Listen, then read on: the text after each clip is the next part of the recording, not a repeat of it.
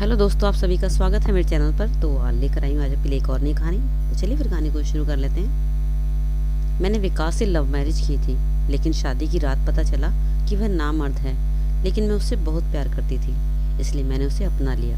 एक दिन वह मुझसे कहने लगा कि मेरी बहन का पति मर गया है, उसका बच्चा हम रख लेते हैं और वह बहुत अकेली हो गई है, इसलिए हम उसे अपने घर बुला लेते हैं। अपने पति की इस बात पर मुझे कोई एतराज़ नहीं था, मैं यह बात मान गई।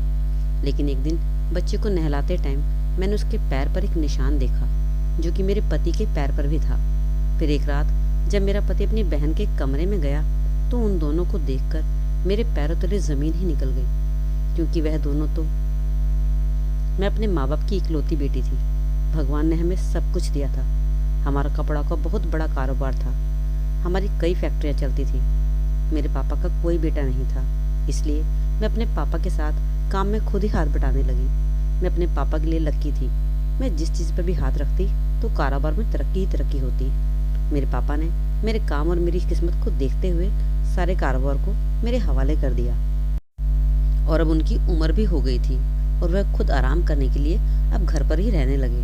मुझे कारोबार संभालते हुए कुछ ही समय बीता था कि मम्मी पापा की अचानक कार एक्सीडेंट में मौत हो गई। मेरे पापा ने जाते जाते मुझे इतना सब कुछ सिखा दिया था कि अब मैं अकेले ही अपना पूरा कारोबार संभाल सकती थी। लेकिन माँ बाप के गुजर जाने के बाद मैं बहुत अकेली हो गई थी और फिर यूं हुआ कि इस अकेलेपन की वजह से मैं डिप्रेशन में रहने लगी थी।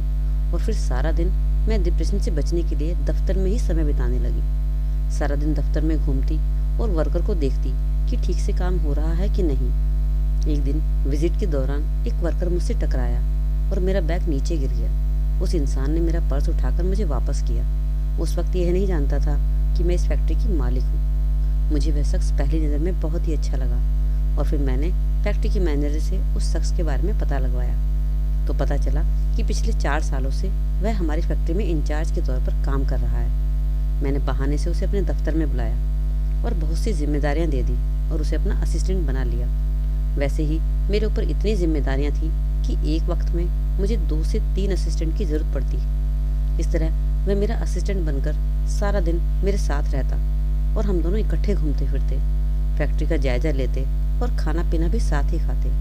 वह भी मेरे साथ बहुत अच्छा बर्ताव करता, मुझे इज्जत देता और मेरा ख्याल भी रखता। कुछ समय के बाद धीरे धीरे मेरा सारा डिप्रेशन ख़त्म हो गया।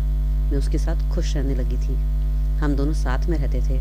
वक्त मानो पलक झपकते ही गुजर गया और फिर एक दिन मैंने उससे शादी के लिए प्रपोज कर दिया और फिर उसने मुझे कुछ वक्त मांगा।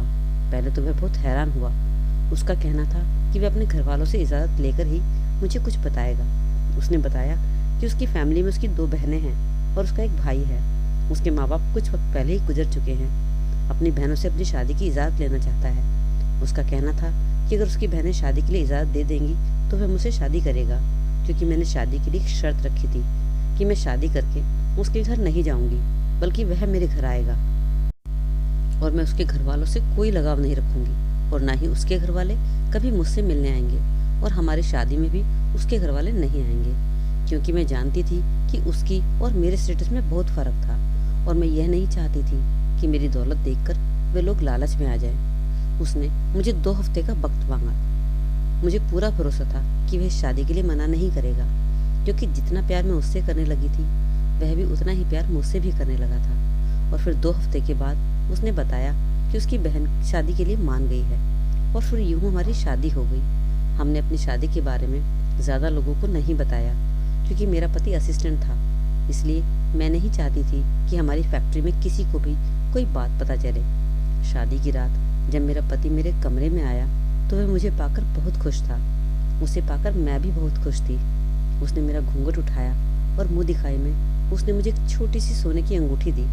मैंने भी उसे एक गाड़ी गिफ्ट की।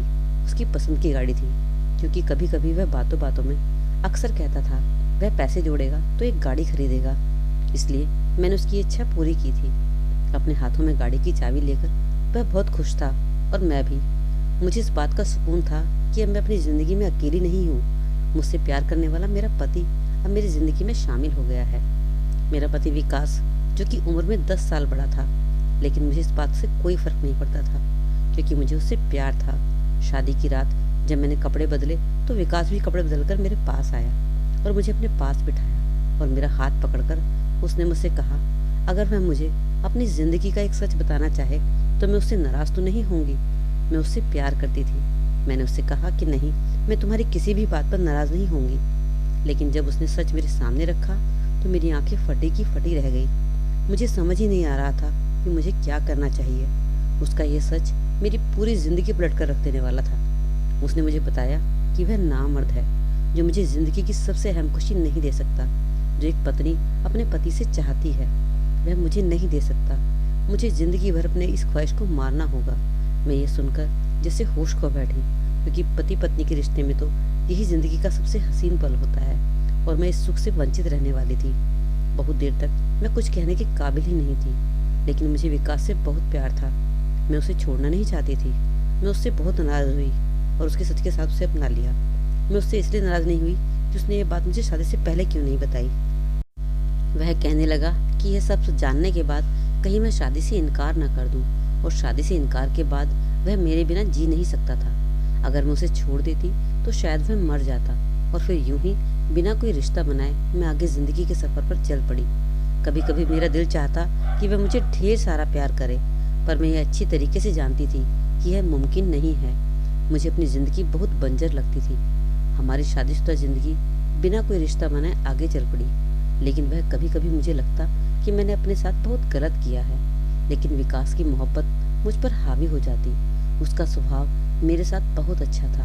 वह मुझे बहुत प्यार करता, मेरा ख्याल करता, और सबसे बड़ी बात, मेरे माँ बाप के जाने के बाद उसने मुझे उनकी कभी महसूस नहीं होने दी। हमारी शादी को धीरे धीरे करके 1 साल बीत गया।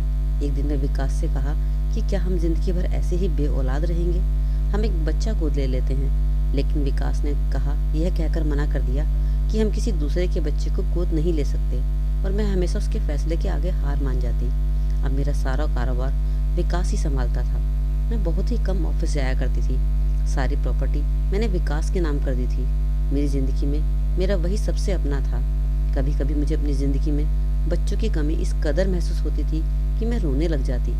विकास मेरा रोना देखकर परेशान हो जाता और मुझे तसल्ली देता कि भगवान ने हमारी किस्मत में अगर औलाद दी होगी तो ज़रूर मिल जाएगी, और उसकी यह बात सुनकर मैं सब्र कर लेती। हमारी शादी के 2 साल बाद विकास ने मुझे बताया कि मेरी एक बहन के पति को अचानक दिल का दौरा पड़ने से उनकी मौत हो गई है। उनकी मौत के बाद उसके ससुराल वाले उसे अपने साथ रखने को तैयार नहीं हैं, और मोहल्ले वाले भी उसको जीने नहीं दे रहे हैं। अगर तुम उसके बच्चे को अपना लोगी तो इस तरह वह भी सुरक्षित हो जाएगी और उसे भी इस घर में एक कोने में जगह मिल जाएगी। मेरी बहन अपने छोटे से बच्चे के साथ अकेली रहती है, जबकि उसका बच्चा सिर्फ 2 महीने का है, और उसका यूं अकेला रहना ठीक नहीं है। उसने मुझसे कहा कि अगर मैं इजाज़त दूं तो वह बच्चा लेकर मेरी गोद में डाल देगा। बच्चे का नाम सुनते ही तो जैसे मेरी ममता जाग गई, और मैंने भी विकास को इजाज़त दे दी कि वह अपनी बहन को हमारे घर ले आए। मैं अपना अधूरापन मिटाना चाहती थी। विकास के नामर्द होने की वजह से वैसे मैं भी बहुत मुरझा गई थी। मेरे सारे जज्बात मिट्टी में मिल चुके थे। विकास मुझे वह खुशी नहीं दे सकता था जिसके लिए मैं तड़पती थी, इसलिए मैंने बच्चे को नाम पर इजाज़त दे दी ताकि मैं ज़िंदगी में थोड़ा बहुत खुश रह सकूं। हमारा घर इतना बड़ा था, मैंने सोचा उनकी बहन एक कमरे में रह लेगी तो क्या हो जाएगा, और इस तरह मैंने विकास को इजाज़त दे दी। कुछ दिन बाद ही वह अपनी बहन और भांजे को घर में ले आया। मेरी नंद ने आते ही बच्चा मेरी गोद में डाल दिया और कहा कि इसका नाम अब तुम ही रखना। मैं तो ये बात सुनकर खुशी से फूली नहीं समाई। मैंने बच्चे का नाम रख दिया। बच्चा बहुत खूबसूरत था और उसकी शक्ल विकास से बहुत मिलती जुलती थी। जब कभी भी मैं उसे गौर से देखती तो मुझे उसमें उनकी पूरी झलक दिखाई देती। कभी कभी मैं उनसे कहती कि तुम्हारा भांजा बिल्कुल तुम पर गया है, तो वह हंसते और मेरी हाँ में हाँ मिला देते। इस तरह मैं उस बच्चे को बहुत ही प्यार से पालने लगी और बच्चे में बिजी रहने लगी। अब मेरा सारा कारोबार विकास ने संभाल लिया था। मैंने कारोबार की तरफ से ध्यान देना बिल्कुल बंद कर दिया था। मैं जानती थी वह अच्छे से कारोबार संभाल लेगा, इसलिए मुझे कारोबार की कोई चिंता नहीं थी। वह जब भी घर आता तो मुझे बच्चे के साथ मगन देखता और देखकर बहुत खुश होता। हम तीनों एक साथ बैठकर खाना खाया करते। उसकी बहन बहुत कम बात किया करती थी, कभी कभी अपने कमरे से बाहर आती थी। मुझे लगता था उसे सदमा है, इसलिए बाहर नहीं आती। मैंने जब विकास से पूछा तो विकास ने भी यही कहा कि उसे सदमा लगा है, कुछ टाइम बाद वह ठीक हो जाएगी और अपने आप ही बाहर आकर बैठने लगेगी। इसलिए मैं भी उसके कमरे में ही कम जाती थी और सारा दिन बच्चे में ही बिजी रहती। विकास अपनी बहन को काफ़ी समय दिया करता था, उसके कमरे में जाकर बातें किया करता था ताकि उसका मन कुछ हल्का हो जाए। मुझे भी इस बात से कोई एतराज़ नहीं होता था। आखिर भाई बहन का दर्द समझ सकता है। कई बार बच्चों के साथ मुझे बिजी देखकर अपनी बहन के कमरे में चला जाता। मुझे उनका आपस में ज़्यादा बातचीत करना कुछ बुरा नहीं लगता था। मैं तो खुद अपने पति से कहा करती थी कि वह अपनी बहन वाले कमरे में जाकर सो जाए ताकि वह बच्चे की वजह से परेशान ना हो, उसकी नींद खराब ना हो और सुबह ऑफिस जाते समय लेट ना हो और वह जाकर अपनी बहन के कमरे में सो जाते। मुझे कोई एतराज़ ना होता। मैं पूरी रात भर बच्चे को संभालती। इस वजह से मेरी नींद भी पूरी नहीं होती, इसलिए मैं जब भी जी चाहता सो जाती।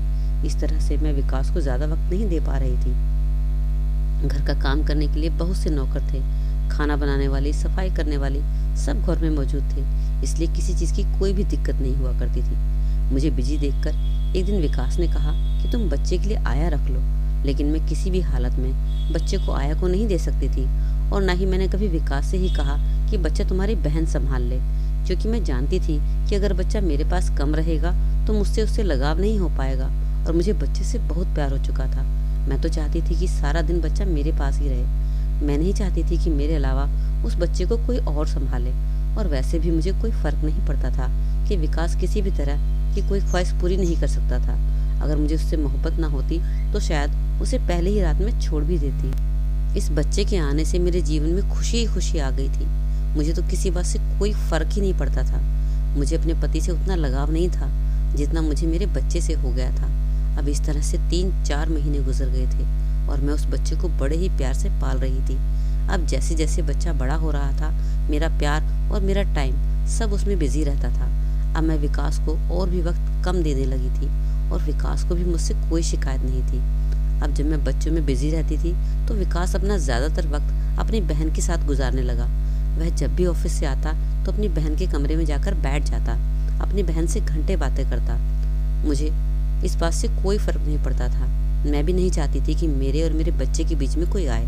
फिर मैंने वकील से बात करके इस बच्चे को कानूनी तौर पर गोद भी ले लिया था। मैं नहीं चाहती थी कि बाद में यह बच्चा मुझसे कोई छीने, इसलिए मैंने चुपके से यह काम करवा लिया और चुपके से ही उसकी बहन से बच्चे के कागजात पर साइन करवा लिए, यह कहकर कि मैं बच्चे के नाम कुछ प्रॉपर्टी करवाना चाहती हूँ। मेरी बात सुनकर मेरा पति बहुत खुश हुआ और उन्होंने बिना कुछ कहे अपनी बहन से कहा कि वह साइन कर दे और उसने भी साइन कर दिए। अब मैं बहुत खुश थी। बच्चा कानूनी तौर पर मेरा हो चुका था। एक दिन जब बच्चे को नहला रही थी, मुझे उसके पैर पर एक अजीब सा नीला निशान दिखाई दिया। वही निशान मेरे पति के पैर पर भी था। जैसे जैसे बच्चा बड़ा हो रहा था, वह निशान साफ दिखाई दे रहा था, इसलिए मेरा ध्यान उस पर ज़्यादा जाने लगा। लेकिन फिर मैंने सोचा, जब शक्ल मामा पर गई है तो हो सकता है निशान भी चला गया हो। लेकिन कुछ तो अजीब था जो शायद मुझे नहीं दिख रहा था। मैंने विकास और उनकी बहन को भी देखा था। उनकी बहन बिल्कुल भी विकास से मैच नहीं खाती थी। जब से मैंने बच्चे के पाँव पर वह निशान देखा था, मुझे अजीब सी बेचैनी हो रही थी। ना जाने मुझे क्यों ऐसा महसूस हो रहा था कि जैसे बच्चा विकास का हो। एक दिन मैं बच्चे के लिए रात को किचन में दूध लेने जा रही थी। ना जाने क्यों अचानक मेरे पाँव उनकी बहन के कमरे की तरफ बढ़ गए। मैं जैसे ही कमरे की तरफ पहुंची, वह दोनों एक दूसरे से बातें करने में मगन थे। उन्हें देखकर तो मेरे पैरों तले जमीन ही निकल गई। दरवाज़ा पूरी तरह से बंद नहीं था। कमरे की आवाज़ साफ बाहर आ रही थी और कुछ झलक अंदर की भी नजर आ रही थी। उनकी बहन विकास से कह रही थी कि तुम पहले दरवाज़ा तो बंद करो, कहीं तुम्हारी बीवी कमरे में आ गई तो कहीं उसे पता ना चल जाए कि तुम नामर्द नहीं हो, बल्कि तुम में तो मर्दानगी कूट कूट कर भरी हुई है। और यह कहकर वह खिलखिलाकर हंस पड़ी। यह सब सुनकर तो जैसे मेरे पैरों तले जमीन ही निकल गई। फिर विकास उससे कहने लगा कि अरे पागल, उसे तो बच्चे से फुर्सत ही नहीं है। वह तो हम दोनों का बच्चा पालने में बिजी हो गई है। वह तो दिन रात मेरी मोहब्बत के लिए तड़पती है, लेकिन मैं उसे बिल्कुल भी प्यार नहीं करता। मैं तुम्हारी सच्ची मोहब्बत के कारण उसके पास बिल्कुल भी नहीं जाता। और देख लो, इस प्यार में मैंने तुम्हारे लिए दुनिया की सारी खुशियाँ तुम्हारे कदमों में लाकर रख दी। तुम्हें इतने आलीशान बंगले में रह रही हो, तुम्हारा बच्चा एक अच्छी खासी जिंदगी व्यतीत कर रहा है, तुम्हें फ्री में एक आया भी मिल गई है। अब तुम्हें बच्चा भी नहीं पालना पड़ रहा। तुम बेकार ही मुझे उससे शादी करने से रोक रही थी। देखो कितना फायदा हो गया है। वह अनाथ लड़की थी, उसे तो सिर्फ मोहब्बत की भूख थी, उसका कोई नहीं था। और देखो आज उसका फायदा तुम्हें मिल रहा है। तुम रानी बनकर रह रही हो। मैंने उसका साथ ज़रा क्या दिया, वह तो मुझसे मोहब्बत कर बैठी और अपना सब कुछ मेरे नाम कर दिया। देखो, तुम्हारा पति बॉस है बॉस, तुम रानी हो। और वह मेरे प्यार में दिन रात तड़पती है और मेरे इतने करीब आती है कि मुझे खुद पर काबू पाना मुश्किल हो जाता है। और न जाने रात में वह कैसी कैसी हरकतें करती है, मुझे खुद पर काबू करना मुश्किल हो जाता है। लेकिन जब भी मुझे तुम्हारा प्यार याद आता है, मैं पीछे हट जाता हूँ। यह सारी बातें सुनकर मैं तो हैरान थी। आज तो उसने सारी हदें पार कर दी थी। रिश्ता बचाने का कोई भी एक जरिया नहीं छोड़ा था। बातें करते करते वह दोनों आपस में बिजी हो गए। मैं जानकर हैरान थी कि जिसे अपनी बहन कह रहा था वह उसकी बहन नहीं थी, उसकी पहली पत्नी थी। उसने यह सब खेल उसके कहने पर रचा था और मुझे अपने प्यार के जाल में फंसाकर मुझसे शादी की थी। मेरी प्रॉपर्टी और मेरे पैसे के लालच में वह दोनों मेरे पैसे पर ऐश करना चाहते थे और मेरा पति नामर्द भी नहीं था। उसने मुझसे झूठ बोला था। मेरी आंखों से आंसू टपक रहे थे। मेरी अरमानों की चिता जल रही थी। मुझे कुछ समझ नहीं आ रहा था मैं क्या करूं और मैं रोते रोते अपने कमरे में चली गई। मैं उनकी सच्चाई जान चुकी थी और अब मैं किसी भी हालत में उन्हें माफ करने वाली नहीं थी। मुझे बस सुबह होने का इंतजार था। और जब सुबह हुई और नाश्ते की टेबल पर वह आया तो मैंने उसे बिल्कुल महसूस नहीं होने दिया कि मैंने उनकी सारी बातें सुन ली हैं। मैंने कहा, आज मुझे भी ऑफिस जाना है। मेरी बात सुनकर वह चौंक पड़ा। मैंने कहा, वकील एक बहुत ही अच्छी ज़मीन बता रहे हैं, उसे हम नई फैक्ट्री खोलेंगे और ज़मीन बहुत सस्ते में मिल रही है। यह सुनकर विकास बहुत खुश हुआ। मैंने वकील से पहले ही बात करके कागज़ बनवा लिए थे। दोपहर को ऑफिस में वकील साहब भी आने वाले थे। मैंने दोपहर को विकास को भी ऑफिस में बुला लिया और उसके सामने कुछ कागजात रख दिए। वकील साहब भी आ चुके थे और विकास मुझे हैरानी से देख रहा था। मैंने कहा, इन कागजों पर साइन कर दो, यह ज़मीन मैं तुम्हारे नाम खरीदना चाहती हूँ। वह तो मुझ पर अंधविश्वास करता था और उसने खुशी खुशी दस्तखत कर दिए। जब वकील कमरे से चला गया, मैं खुशी में मेरे कदमों में बैठ गया। शाम को जब हम घर गए तो मैं उसकी पहली पत्नी से उसका बच्चा अपनी गोद में ले लिया और अपने कमरे में आ गई। आज रात भी मैं जब उनके कमरे की तरफ गई तो वे दोनों पार्टी कर रहे थे। उन्हें खुशी थी कि उनके नाम एक और ज़मीन हो गई है, लेकिन वह नहीं जानते थे कि उनके साथ क्या हो गया है। वह अपनी पहली पत्नी को गोद में उठाया और गोल गोल घुमा रहा था और जैसे ही वे दोनों एक दूसरे की बाहों में आकर इश्क का इजहार करने लगे, मैंने तुरंत दरवाज़ा खोलकर अंदर पहुंच गई। मुझे देखकर वह हक्का बक्का रह गए। मैंने कमरे में घुसते ही विकास के मुंह पर थप्पड़ों की बारिश शुरू कर दी और उसके मुंह पर कागजात दे मारे। मैंने विकास से साइन करवाकर सारी जायदाद अपने नाम वापस करवा ली थी और साथ ही तलाक के पेपर भी धोखे से साइन कर लिए थे। अब मेरा उनसे कोई रिश्ता नहीं था। अब मैं उन्हें तुरंत इस घर से बाहर निकाल देना चाहती थी। वह मेरे पैरों में गिरकर मुझे झूठे प्यार की कस्में देने लगा, लेकिन अब मैं किसी की नहीं सुनने वाली थी। मैंने उसकी पहली पत्नी को उसका बच्चा देने से भी मना कर दिया। मैंने उसे बताया कि कानूनी तौर पर यह बच्चा मेरा है। मैंने तुमसे साइन पहले ही करवा लिए थे। अब तुम इस बच्चे की कोई हकदार नहीं हो। वह भी मेरे पैरों में गिरकर रोने लगी, लेकिन मैंने उस पर बिल्कुल भी तरस नहीं खाया। मैंने उससे कहा कि जैसे तुझे मेरे ऊपर तरस नहीं आया था, आज मुझे भी तेरे ऊपर तरस नहीं आने वाला है। और मैंने उन दोनों को खाली हाथ अपने घर से निकाल दिया। बच्चे को मैंने गोद में उठाया और उसे प्यार करने लगी। वह बच्चा भी मुझे देखकर मुस्कुराने लगा। उन दोनों ने लालच में आकर अपना बच्चा तक गंवा दिया और मुझे इस बात से कोई पछतावा नहीं था कि मैं विकास को छोड़ दिया है। जैसे को तैसा हमेशा ही मिलना चाहिए। तो दोस्तों, कहानी कैसी लगी ज़रूर बताइएगा और अच्छी लगी तो लाइक कर दो, चैनल पर पहली बार सब्सक्राइब